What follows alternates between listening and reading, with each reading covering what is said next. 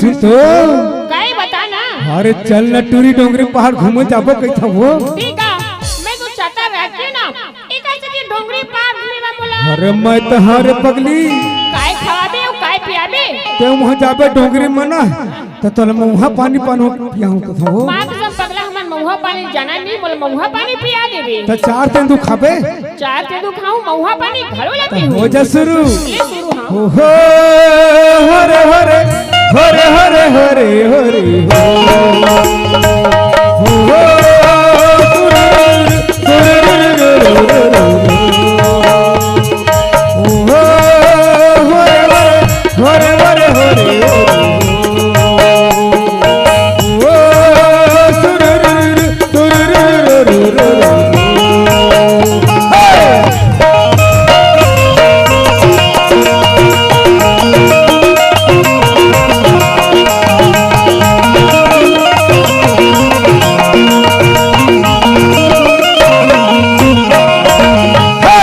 तेंदु घरी तेंदु कब 4 घरी 4 कब तेंदु घरी तेंदु कब 4 घरी 4 कब तेंदु घरी